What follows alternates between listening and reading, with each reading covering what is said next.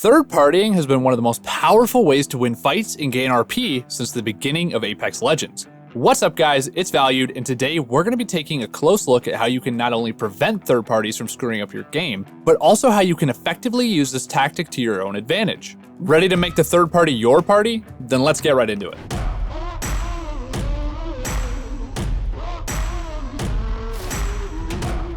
Third partying can be one of the best ways to catch squads off guard and win fights with ease. We've all had those games where we're fighting another squad and we're getting so close to closing out the fight, and in swoops a fresh enemy team catching us off guard with low health, low shields, and wiping us. Few things in the game can be more powerful than a well-timed and aggressive third party. In this video, we're going to talk about what you need to do to prevent this from happening to your team and how you can add this trick to your game so that you can be the one picking up easy kills and free loot. First, let's talk about avoiding those third parties. Apex is an incredibly fast-paced game, and squads can close distances very quickly. If you get into a fight within an earshot of another team, there's a very good chance they're going to sprint your direction or use their Octane jump pad, Valkyrie ult, or Wraith portal to get to your location as quickly as possible. With this in mind, you need to make sure you're finishing your fights as quickly as you can. If your squad is fighting an enemy squad, don't waste a ton of time playing safe and trading damage. While it is okay to use long-ranged weapons to deal some damage, if you intend on fighting a squad, you need to push them and take them out as fast as you can. The longer a fight goes on, the higher chance you have of being third party. You have to think of every sound you make as an alarm to your opponent saying, "Here we are, come fight us." Let's say you engage an enemy squad at range. If you or one of your squad mates gets a knock or cracks an armor, you should be looking to push immediately, capitalizing on the window to clean up the fight fast. Every second counts, as you should assume another squad is on their way the moment you start fighting. If you manage to take the team out quickly, steal their loot, and heal up, you're going to be ready to take on anything another squad throws at you. But if they show up as you're pushing, or even right as you take down the first squad, you're likely going to be out of position and low health. While you might have that clip or two where you take out two squads back to back, this is a situation that you're not often going to win and you should avoid, as your chances of dying when fighting on the back foot like this is so much higher. Proper scouting can help you avoid getting into these situations. If you can help it, you should try to get as much information as possible before you engage another team. You should be doing a mental check whenever you're beginning to fight a squad, especially if it's in an area of the map you're pushing for the first time in the match. Did you see any other squads dropping to any nearby POIs? Are you in a hot spot of the map that's often contested? Have you heard any nearby gunfire recently? Or have you seen any other squads recently that could push you? These are just some of the questions that you should be asking yourself as you choose to engage a squad. The more of these questions you can comfortably answer, the more likely you are to have a clean squad v squad fight without having to worry about another team showing up. That being said, your awareness cannot drop even once you have begun your fight. Even if you're confident no other squad is nearby, there's always a chance there is, as it's impossible to have perfect information about team locations at most points in the game. This is why we talked about being decisive with your decision to fight. If you're going to take a fight, the faster it finishes, the safer you're going to be. The longer it goes, the higher your chances of being third-partied are.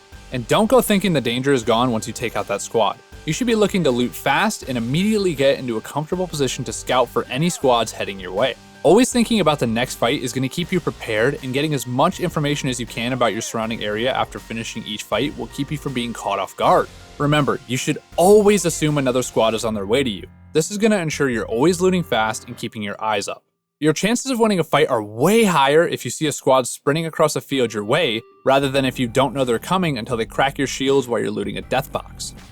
Apex is a game with ultimate freedom of choice in how you play the game, so it can be hard to make the right decisions throughout a match that is going to lead you to a win. While reps in the game will get you better, if you're looking to kickstart your game and set a groundwork for your success, then make sure to head over to ProGuides.com, where you can learn from some of the best pros in the world. Guys like Snipedown have given a look inside their mind, and there's no other way to get this level of information so quickly. The link's going to be in the description.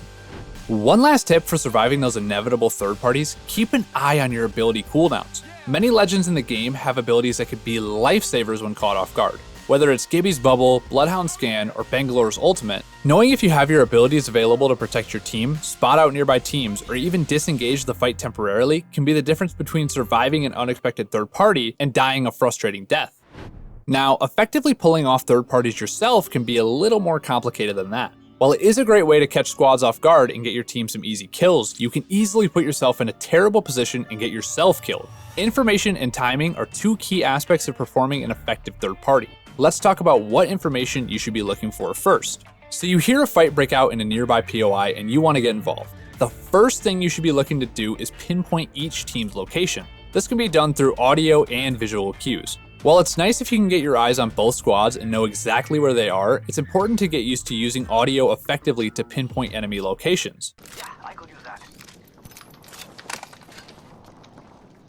If you happen to get your eyes on both squads, say they're pushing each other and fighting at close range, then great. But keep in mind, if you can see them, they can very likely see you. Being able to hear shots and know where the shots are coming from will always be a more reliable way of scouting for a third-party target, as the element of surprise is the #1 aspect of a good third party. If you rely solely on getting a visual on the enemies, then you're often not going to have surprise on your side, as, once again, if you can see them, they can see you. Okay guys, so once you have an idea of enemy locations, you have to decide how you want to approach the fight. If enemies are fighting at longer ranges, it's usually not best to engage right away. Getting caught between two squads is not what you're looking to do. You can just as easily ruin your own game with a mistimed third party as you can get free kills with a well-timed one. The goal is not to take out two full squads, but rather catch a squad that's low and has their guard down after they finish their fight. If you notice two teams fighting, but they haven't pushed each other yet, you can usually wait a short period and they will push them after they get some damage. Just like we discussed you should do when fighting enemy squads. Most teams will push quickly after finding an enemy squad, so likely by the time you're getting there, the fight will be finishing. However, if it is still going on, you should be able to tell when the fight is coming to a close, using sound cues to tell when it stops. You should be prepared to push them as soon as you hear the fight coming to an end. And keep in mind guys, you don't have to wait until all the shots stop, but make sure you don't get too eager and go too early, putting yourself in a hectic 3-squad fight. When your squad decides it's time to go, you guys gotta go. Do not waste time creeping up or being cautious. You should use any mobility abilities you have, be it Octane's pad or a Wraith portal, and just get in there. If you heard the fighting stop, that means the victors are healing and looting. The best time for you to catch them by surprise. At this point, your speed is much more important than your stealth, as most good squads will be healed up and looted within 5 to 15 seconds after finishing a fight. Make sure you're pushing as a team and directing your damage at one squad member at a time. The combination of them being low or out of position and your squad's team shots will make for very easy knocks on any players you come across. This is important to note because it's going to minimize the chances that the enemy squad's going to outplay you, and if they try to escape, you can ensure you get as many knocks as possible on their way out. If one or even two squad mates manage to get away, let's say they jump pad to safety, don't get greedy and try to chase them. Just remember guys, you want this fight, just like all the others, to end quickly, because there could be another squad on its way. So if you're able to hear these teams fighting and pull off a third party, there's a good chance other squads could hear it as well and may be looking to try the same thing. Take whatever kills you can get, take the free loot, and get in a good position to take in information about the battlefield around you. If you manage to pull this off, there's a high chance that you're going to find yourself needing to fight another squad that showed up to the party a bit later than you did. But that's fine. Now you have more loot and a good position to take an even squad fight if you need to. Just remember, if there were any survivors from your first encounter, they may be lingering to try to get their teammates' tags or catch you off guard this time. Third partying is something you need to be prepared for every single game. Nothing attracts other squads the way a good fight does, and every time you're fighting, you're basically throwing up a big invitation in the sky for any nearby squads. This being said, if you are prepared for it, you can easily catch other squads being overeager, thinking your guard is down when you're actually ready to turn the fight on them. And if you learn to third party effectively, being mindful of your surroundings and fighting quickly and looting fast, you're going to be taking home way more kills each game than you would be without this tactic. One of my biggest tips, guys, don't let third partying frustrate you. Use these tips today to not only protect yourself from this tactic, but also add it to your own playbook so that you can be the one taking out squads with ease and sending them back to the dropship. If you practice third partying effectively, you're going to become a beast at it in no time. And the better you get at it, the more you're going to understand when it could happen to you. Alright guys, now it's time for you to get out there, start cleaning up some of these fights, because we want to hear about how third partying affects your game. Whether you're frustrated because it keeps happening to you, or you're the master of catching squads by surprise, let us know in the comments below. Anyway guys, it's been valued, and I'll see you guys in the next one. Peace.